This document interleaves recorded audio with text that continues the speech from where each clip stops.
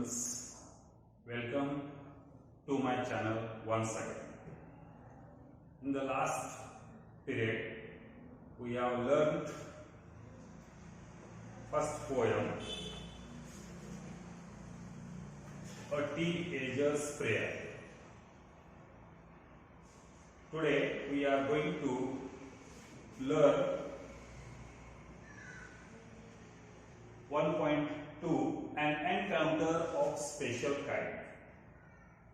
In Marathi एक अविस्मरणीय किंवा अनोखी चकमक.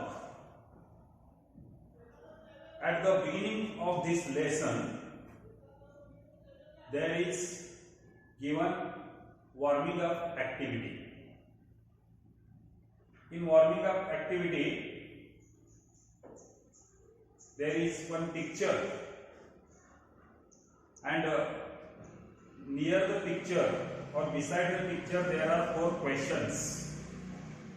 So look at the picture carefully and try to give answers of the questions. That is the first activity. And the picture is about a girl who is saved a puppy or a baby dog which is drowning. So the question is, what do you see in the picture? Second question, what do you think the girl is trying to do and why? Third question is, if you were in the place of that girl, what would you do? Fourth question, do you think she will become successful in her mission? These are the 4 questions about the picture. Try to answer this question. And next activity or the second activity is given there. There are 4 pictures given there, and also there are 4 headings. So match the appropriate headings with the given images or pictures. That is the activity. It is very simple activity, so you can do it very easily. Do it. An encounter of a special kind. This is written by Tapan Mukherjee, or the writer or the author of this lesson is Tapan Mukherjee. He narrated the story. When he was a young boy, he rescued, nursed, and saved a baby langur attacked by a dominant male langur with intent to kill it. The story depicts a bond of trust, compassion, and mutual understanding between man and animal.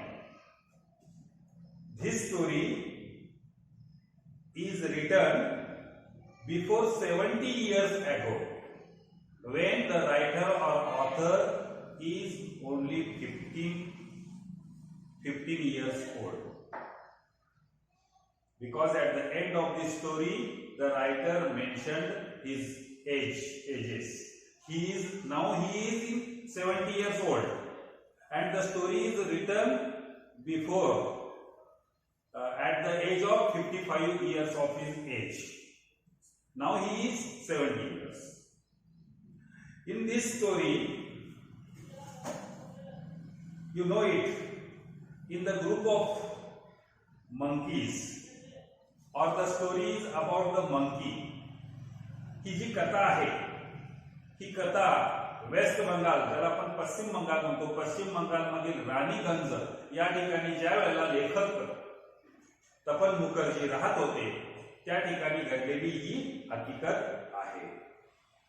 या पाठाच्या सुरुवातीला, at the beginning of this lesson, the writer mentioned or the writer described the surrounding of the company area where he was lived. म्हणजे ज्या ठिकाणी लेखक राहत होते त्या परिसराचं वर्णन त्यांनी या पाठाच्या सुरुवातीला म्हणजे पहिल्या भागामध्ये केलेलं आहे. नंतर त्यांनी आपला दुपारचा वेळ कसा व्यतीत करत होते किंवा दुपारचा वेळ कसा घालवायचे, म्हणजे बुक रिडिंग वगैरे त्यांनी सांगितलेलं आहे. त्यानंतरचं वर्णन जे आहे ते संपूर्ण या कथेमध्ये एक जे माकडाचं पिल्लू आहे, जे नर पिल्लू आहे, त्या नर पिल्लाला दुसऱ्या एका त्या ग्रुपमधील जो लीडर किंवा ज्याला आपण प्रमुख असा नर वानर असतो, तो नर वानर ठार मारू इच्छित होता. कारण आपल्याला माहित आहे की एखाद्या वानराच्या टोळीमध्ये एकच नर वानर असतो. तो इतर दुसऱ्या कुठल्याही नर वानराला येऊ देत नाही, किंवा एखादा नर वानराचा जन्म जर झाला तर त्याला तो एकतर ठार मारतो किंवा त्या कळपातून त्याला तो पिटाळून लावतो. तोच त्या कळपाचा प्रमुख म्हणून काम करत असतो किंवा तो एकटाच त्या कळपाचा प्रमुख म्हणून वावरत असतो. दुसऱ्या कुठल्याही नर वानराला त्या कल्पामध्ये तो येऊ देत नाही. अशा आशयाची ही कथा आहे. आणि यामध्ये मात्र लेखकांनी ज्यावेळी दुपारच्या वेळेला ते पुस्तक वाचनामध्ये व्यस्त होते, त्यावेळेला रस्त्यावरील उन्हाळ अशा कुत्र्यांचा भुंकण्याचा आवाज ऐकू आला. त्यावेळेला त्यांनी आपलं पुस्तक बाजूला ठेवून ज्या वेळेला कोणत्या काय गोंधळ चालला आहे ते पाहण्यासाठी गेले, त्यावेळेला त्यांना संपूर्ण समोर त्यांच्या जी घटना पाहायला मिळाली. त्या घटनेमध्ये असलेल्या त्या नर वानर पिल्लाला वाचवण्यासाठी लेखकांनी सुरुवातीला त्या दिशेने दगड टाकून आणि हातामध्ये काठी घेऊन त्या नर वानराच्या पिल्लाला त्यांनी वाचवलेला आहे. ही कथा जी आहे, ही कथा संपूर्ण या पाठामध्ये विस्तृतपणे लेखकांनी वर्णन केलेलं आहे. म्हणजे ज्याला आपण थोडक्यात असं म्हणू, rescue operation done by the author. म्हणजे त्या वानराच्या पिल्लाची सुटका लेखकाकडून कशा पद्धतीनं करण्यात आली हे त्या पाठामध्ये संपूर्ण सांगितलेलं आहे. या पाठामध्ये पाठ्यपुस्तकामध्ये जे नवीन न्यू वर्ड्स आपण म्हणतो, ज्याला अनफॅमिलियर वर्ड्स म्हणतो, की जे आपल्याला मार्जिन ऍक्टिव्हिटीमध्ये दिलेले आहेत, ते सर्व शब्द तुम्ही पहा, ते समजून घ्या. त्यांचे मिनिंग दिलेले आहेत. मराठी मिनिंग शोधण्यासाठी तुम्ही एखाद्या डिक्शनरीचा यूज करू शकता. हे सर्व शब्द समजून घ्या, तुमच्या वहीमध्ये नोंदवून घ्या. पाठ अतिशय चांगला आहे. या पाठावरती सत्तांतर नावाची कथासंग्रह आहे. त्या कथासंग्रहामध्ये जशा पद्धतीनं ह्या वानरांच्या कल्पांचा लीडर असतो त्याचं वर्णन आलेलं आहे. तेही अवांतर वाचनासाठी म्हणून तुम्ही ते पुस्तक वाचू शकता. या पाठाच्या हा पाठ संपल्यानंतर इंग्लिश वर्कशॉप जी ऍक्टिव्हिटी दिलेली आहे, त्यामध्ये जी पहिली ऍक्टिव्हिटी आहे, ती पहिली activity whether you are agree or disagree अशा पद्धतीचा प्रश्न आहे. म्हणजे तुम्ही दिलेल्या विधानाशी सहमत आहात की नाही ते लिहायचं आहे, ऍग्री ऑर डिसऍग्री.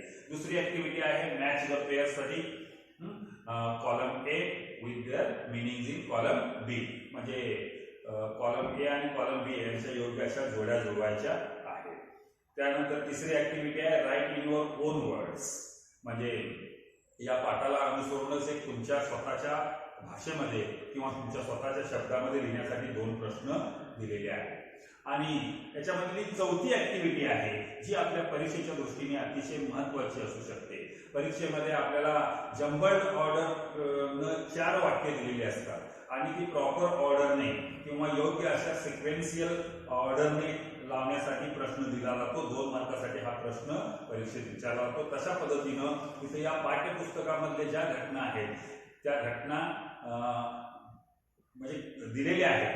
जवळजवळ इथं 13 घटना दिलेल्या आहेत. त्या अयोग्य क्रमानं दिलेल्या आहेत आणि त्या आपल्याला क्रमानं लिहायच्या आहेत.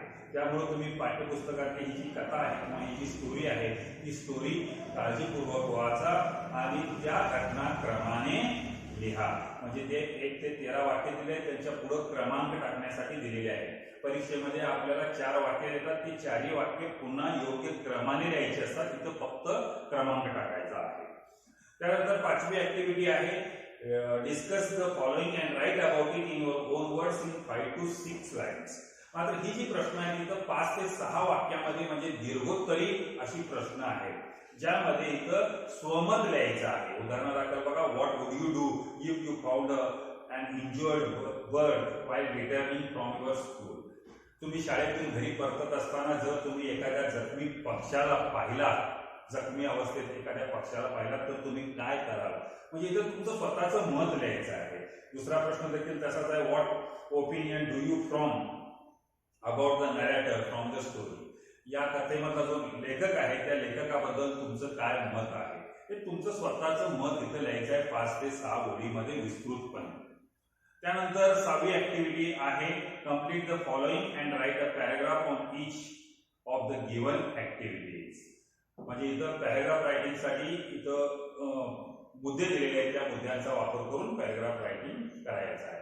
आणखीन एक पुढची ऍक्टिव्हिटी आहे, 7वा प्रश्न याच्यामध्ये दिलेला आहे, work in pairs and make as many words as you can using letters in the word and counter. म्हणजे परीक्षेमध्ये आपल्याला बघा एक असा शब्द दिला जातो, एखादा मोठा बिगर वर्ड दिला जातो आणि त्या बिगर वर्ड पासून परीक्षेमध्ये आपल्याला 4 शब्द बनवायचे असतात, जे कमीत कमी 3 अक्षरी, असं अट दिलेली असते तिथं परीक्षेमध्ये, कमीत कमी 3 अक्षरे. आता अँड काउंटर हा जो वर्ड आहे, या वर्ड मधील छोटे छोटे मिनिंगफुल 4 वर्ड्स बनवायचे आहेत. उदाहरणार्थ बघा, आता इथं काउंट हा 5 अक्षरी शब्द तयार झाला, काउंट. त्यानंतर बघा पुढचा काउंटर हा शब्द होऊ शकतो. त्यानंतर पहिला तर तुम्ही अक्षर क्रमांक घेऊन ओ यू आणि टी, आउट हा शब्द होऊ शकतो. त्यानंतर एंटर हा शब्द होऊ शकतो, ENTER, एंटर.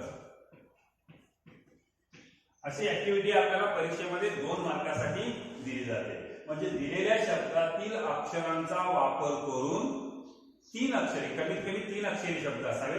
त्यापुढे मग 4 अक्षरी, 5 अक्षरी, किती अक्षरी शब्द तुम्ही बनवू शकता, फक्त ते अर्थपूर्ण शब्द असले पाहिजे. ही ऍक्टिव्हिटी 7वी ऍक्टिव्हिटी आहे. त्यानंतर पुढची ऍक्टिव्हिटी आहे, translate the following proverbs in English.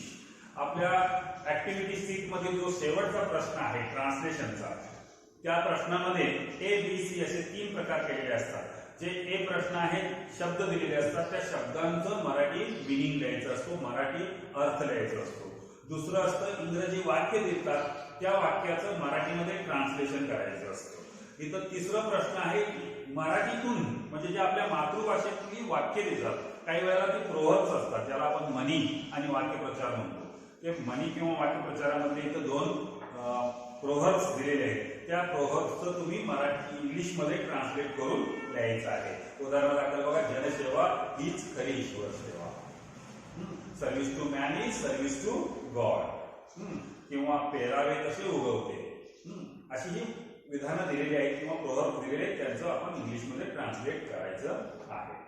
त्यानंतर इथं 9वी ऍक्टिव्हिटी आहे, पॅराग्राफ रायटिंग साठी इथं पॉइंट दिलेले आहेत, त्या पॉइंटचा वापर करून पॅराग्राफ रायटिंग करायचं आहे आणि त्याला योग्य असं शीर्षक द्यायचं आहे. त्यानंतर 10वी ऍक्टिव्हिटी आहे, complete the remaining blocks determined the type of news. इथं पॉइंट दिले आहेत, टाइप ऑफ न्यूज म्हणजे न्यूजचे प्रकार कोणकोणते असतात. उदाहरणार्थ बिझनेस न्यूज, स्पोर्ट्स न्यूज.